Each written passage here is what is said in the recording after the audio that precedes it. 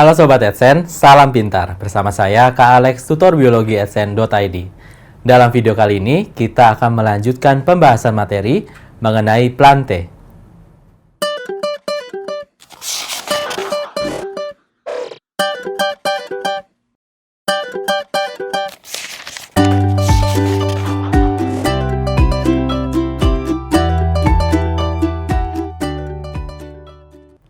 Secara umum, Angiospermae dibagi menjadi dua kelas berbeda, yaitu Dicotyledone dan Monocotyledone. Sebenarnya untuk klasifikasinya ada dua grup lagi yang sebenarnya cukup jarang dibahas. Dan tambahan dua grup ini adalah hasil dari studi yang lebih mendalam dan didukung dengan data molekuler juga. Nah, itu adalah kelompok yang kita sebut sebagai basal angiosperm dan magnolit. Untuk basal angiosperm dan magnolit, di rangkaian video ini nanti saya hanya akan memperkenalkan contoh-contoh kelompoknya. Nah, kita mulai dulu dengan kelas yang pertama, yaitu Dicotyledone atau dikotil. Nah, sebelum kita ke satu-satu familinya, kita akan mempelajari bagaimana cara kita untuk menentukan tumbuhan ini adalah dikotil. Nah, karakter pertama yang pasti akan membantu untuk identifikasi secara akurat adalah dari asal namanya, yaitu dikotil, yang artinya dia terdiri dari dua keping biji, ya, dua keping biji atau kotiledon. Nah, misalkan apa? Misalkan kalau teman-teman ada kacang tanah gitu ya, atau misalkan kacang merah gitu ya, teman-teman mungkin pernah bagi dua ya kan? Dan memang sudah ada garis ya pemisahnya ya kan ya. Nah, itu adalah contoh untuk dikotil. Nah, teman-teman, trik buat teman-teman untuk mempelajari contoh-contoh tumbuhan dikotil dan monokotil adalah dengan cara kita melihat atau mencari tahu tumbuhan yang erat kerabatnya. Nah, ini memang wajar banget kalau teman-teman nggak begitu tahu banyak nama-nama tumbuhan. Yang pastinya orang yang sering bekerja dengan tumbuhan ya kan ya. Nah, jadinya misalkan kalau tadi kita tahu bahwa kacang merah dan kacang tanah adalah si dikotil, ya kan ya? Maka kemungkinan besar kacang-kacang lain juga merupakan dikotil. Nah, itu triknya gitu ya. Tetapi hati-hati ya teman-teman dengan beberapa nama lokal yang mungkin ternyata dia ada di monokotil gitu ya. Kita udah dapat contoh kejadiannya masalah pakis ya kan ya. Paku disebut pakis, padahal pakis juga di situ bisa masuk ke gimnos ya kan. Sedangkan pakis haji disebut palem sagu ya kan, padahal palem sagu itu bukan gimnos. Nah, jadi teman-teman hati-hati dengan penggunaan nama lokal dari suatu tumbuhan. Nah, jadinya teman-teman selain harus mencari yang mana yang erat gitu ya, teman-teman juga harus bisa bayangkan dia kurang lebih mirip gitu ya. Jadi itu akan membantu banget ketika teman-teman dihadapkan dengan contoh-contoh tumbuhan kelas tertentu. Oke, nah kita di sini sudah dapat definisi dari dikotil sesederhana dua keping biji atau kotiledon. Nah, kita langsung aja ya. Sekarang, bagaimana cara kita dengan mudah mengidentifikasi dia itu dikotil atau monokotil? Nah, untuk ini kita lebih ke dikotil dulu ya. Nah, pertama, biasanya yang familiar dengan kita itu adalah daun, gitu ya. Nah, cuman kalau kita ngomongin daun gitu ya, buat teman-teman yang mungkin nggak begitu erat sama tumbuhan, akan bingung, ya kan ya. Semuanya warna hijau, apa bedanya, gitu ya. Nah, teman-teman, kalau teman-teman menemukan ada daun yang bentuknya mainstream, oke ya. Jadi, teman-teman kebayang ya, kalau saya bilang daun mainstream ya, cenderung berarti saya bahas tentang daun yang menyirip ya kan ya. Daun mainstream seperti ini gitu ya. Dia menyirip kemudian menjari Nah, dia adalah dikotil gitu ya. Kalau menjari teman-teman ingat gimana? Jadi satu pusat ya, aja satu garis gitu ya. Nanti dia akan bercabang banyak seperti ini gitu ya. Oke. Oke ya, ini menjari. Maka teman-teman bisa membayangkan beberapa tumbuhan yang umum sekali teman-teman lihat daunnya. Contohnya apa? Apel, ya kan ya? Kalau teman-teman gambar apel, biasanya gitu ya. Biasanya daunnya kayak gimana? Kayak gini kan? Nah, ini membantu teman-teman juga untuk mengidentifikasi gitu ya. Jadi, misalkan ini apel. Oke, atau teman-teman pernah gambar jeruk gitu ya. Sama, dia menyirip gitu ya. Jeruk. Dan sebagainya. Menjari. Tentu saja yang khas itu kalau di negara tropis misalkan singkong, ya kan ya. Kemudian apalagi? Pepaya, ya kan ya. Kemudian teman-teman juga bisa melihat tumbuhan dari media. Misalkan apa? Ganja gitu ya. Ganja itu adalah dikotil. Nah, jadinya teman-teman kita bisa lihat dari daunnya. Nah, trik yang kedua itu adalah masalah mengenai kambiumnya, gitu ya. Jadi kita pasti tahu banget ya, kalau yang namanya dikotil itu dia memiliki kambium. Oke. Nah, maka teman-teman, karena dia memiliki kambium, dengan demikian tumbuhan dikotil itu mengalami yang namanya pertumbuhan sekunder, gitu ya. Nah, apa itu pertumbuhan sekunder? Masalah tentang pertumbuhan nanti teman-teman bisa temukan di materi mengenai pertumbuhan dan perkembangan tentu saja, dan juga teman-teman bisa temui di jaringan tumbuhan yang akan membahas lebih lengkap tentang kambium. Nah, pertumbuhan sekunder itu adalah pertumbuhan selain si primer gitu ya. Jadi kita mengenal ada pertumbuhan primer. Bedanya apa? Simpelnya, kalau pertumbuhan primer berarti dia bertambah tinggi gitu ya. Nah, kalau sekunder berarti ini bertambah diameternya gitu ya. Nah, maka ini yang kita sebut sebagai bertambah lebar atau bertambah besar gitu ya. Tapi asumsi kata besar itu banyak ya. Nah, kemudian teman-teman, karena di sini mengalami pertumbuhan sekunder, maka teman-teman akan menemukan bahwa anggota dari tumbuhan dikotil itu besar-besar, cenderung ya. Walaupun di sini teman-teman bisa menemukan yang habitusnya bervariasi, misalkan ada herba, ada semak, tapi ada juga pohon. Nah, yang pohon itu sangat membantu. Karena di sini dia berkambium gitu ya, maka di sini kita punya sekiranya gitu ya, untuk bentuk-bentuknya gitu ya, dia akan berkayu gitu ya, berkayu coklat. Nah, jadi kategori untuk memudahkannya adalah kita lihat apakah dia bisa disebut pohon.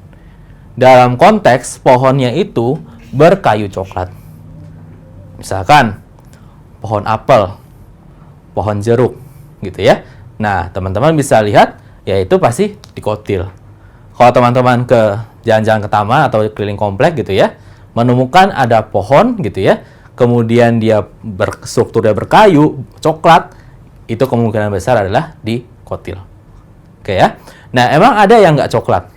Misalkan teman-teman coba nanti cari gambar atau melihat pohon palem, ya kan ya. Kemudian kelapa. Nah, kalau teman-teman lihat gambarnya, sebenarnya untuk batangnya tidak coklat ya kan ya, melainkan agak ke abu-abuan, ya kan? Nah, itu petunjuk bagi teman-teman bahwa ini tidak berkambium. Oke ya, mudah sekali kan? Nah, kemudian hal berikutnya yang dapat membantu untuk identifikasi dia itu dikotil atau monokotil adalah dari bunganya, gitu ya. Jadi di sini bunganya. Nah, bunga yang akan kita lihat itu adalah, ingat, mahkotanya, gitu ya. Lebih ke mahkotanya. Sebenarnya untuk ini gitu ya, bisa berlaku juga si 4 lapisan bunga, yaitu kelopak, kemudian bisa mahkota, kelamin jantan, dan kelamin betina. Tetapi yang biasanya lebih membantu dalam identifikasi itu adalah dari mahkota bunganya.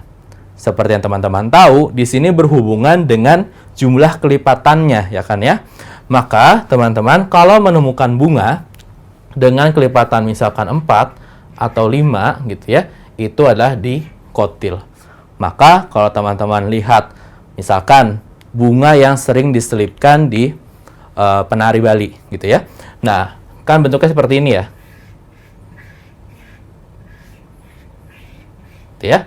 Nah, berarti 1 2 3 4 5. Nah, berarti dia dikotil. Berarti Kamboja ini adalah dikotil. Kemudian bunga yang biasanya ada di kemeja atau t-shirt Hawaii gitu ya. Nah, biasanya kita akan melihat ada bunga seperti ini kan. Ini gini, terus ya seperti ini. Nah, 1 2 3 4 5. Berarti ini si bunga sepatu atau kembang sepatu adalah dikotil. Jadi sangat membantu. Nah, apa yang dimaksud dengan kelipatannya? Nah, teman-teman, untuk kelipatannya sebenarnya bisa saja itu artinya adalah 5 plus 5. Jadi maksudnya di situ 5 tumpuk bawahnya 5 lagi, tumpuk bawahnya 5 lagi. Bisa juga dia 10 dan seterusnya. Nah, bagaimana kalau yang bertumpuk? Nah, ini biasanya kita temukan pada misalkan mawar gitu ya. Nah, mawar atau rosacea gitu ya, dari famili Rosaceae, di sini punya mahkota itu 5. Tetapi, kalau teman-teman lihat mawar yang biasa dijual, mahkotanya ada banyak banget, ya kan ya? Nah, itu contoh mahkota yang bertumpuk-tumpuk. Kalau teman-teman rajin gitu ya, ngitungin, nanti teman-teman akan menemukan dia itu kelipatan 5, gitu ya. Dasarnya mawar itu 5. Tetapi setelah nanti dikultivasi dan sebagainya gitu ya, dibudidayakan, nanti kita akan dapatkan yang bertumpuk-tumpuk. Oke ya. Jadi kita bisa lihat dari bunganya. Nah, jadi kalau teman-teman di lapangan gitu ya, melihat ada tumbuhan, maka karakter-karakter ini yang bisa membantu teman-teman untuk mengidentifikasi dia itu dikotil atau monokotil. Nah, sekarang kita ke karakter yang lebih detail. Karakter yang lebih detail di sini adalah masalah batang, gitu ya. Masalah batang, khususnya tentang anatominya. Nah, untuk anatomi batang, seperti yang teman-teman familiar, gitu ya, bentuknya, untuk sketsanya, gitu ya, adalah seperti ini. Oke, gitu ya. Jadi kita dapat di sini adalah epidermis, kemudian ini adalah korteks, ya kan ya. Nah, kemudian ini yang kita sebut sebagai kambium. Nah, kambium di sini nanti ada yang bertugas untuk membuat pembuluh. Nah, nanti dia bisa ke arah luar membentuk floem, ke arah dalam membentuk xilem. Mudahnya seperti ini. Gitu ya. Maka teman-teman akan menemukan pola seperti ini kalau dia masih muda. Gitu ya. Maka kalau nanti dia sudah tua atau mengalami pertumbuhan sekunder, maka kita akan mendapatkan xilem yang bertumpuk-tumpuk, ya kan ya, membesar. Nah, dengan demikian, untuk pembuluh angkut pada batang, gitu ya, kita dapat katakan gimana? Kita dapatkan di sini sifatnya adalah teratur, gitu ya. Teratur boleh, melingkar boleh, dan sebagainya. Atau modelnya kita sebut dia sebagai kolateral terbuka. Artinya, untuk susunan pembuluh di sini tidak ada penutupnya, gitu ya. Dengan demikian, pertumbuhan dari atau pembuatan dari si jaringan vaskuler atau pembuluh ini akan terus-menerus banyak atau bisa berlapis-lapis. Makanya dia bisa mengalami pertumbuhan sekunder, gitu ya. Nah, untuk karakter-karakter lain sebenarnya masih ada. Misalkan apa? Misalkan di sini untuk dikotil gitu ya, tidak akan kita temukan ada yang namanya koleoptil dan koleoriza. Oke ya. Jadi, ini adalah struktur yang teman-teman temukan pada saat suatu biji berkecambah gitu ya. Jadi misalkan di sini yang kalau teman-teman bilang ini nggak ada, berarti monokotil kemungkinan ada. Iya, berarti monokotil ada. Jadi kalau teman-teman lihat gitu ya, di jagung misalkan seperti ini, nanti akan tumbuh si calon akar gitu ya, atau radikula. Nah, akar muda ini nanti akan diselubungi oleh selaput yang kita sebut sebagai koleoriza.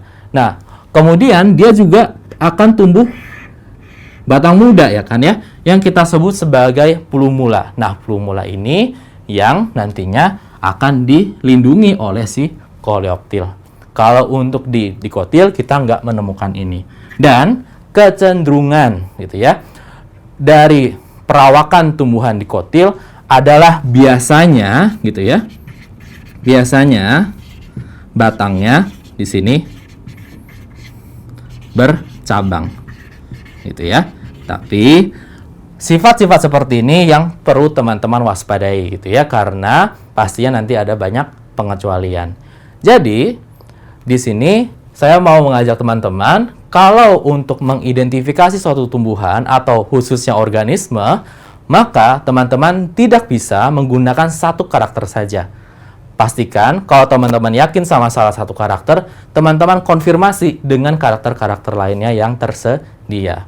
Untuk karakter-karakter lainnya apa aja? Ada lagi? Ada sebenarnya. Misalkan dari kepala sarinya, dari polennya, dan sebagainya. Tetapi untuk level ini kita cukup untuk karakter seperti ini.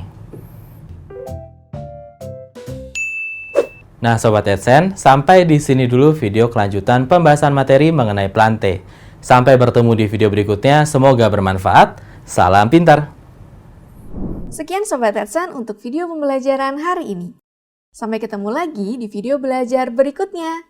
Jangan lupa aktifkan notifikasi untuk video terbaru kami ya. Sobat AdSense juga bisa mengunjungi adsense.id dan temukan ribuan video pembelajaran. Sampai jumpa Sobat AdSense, salam pintar!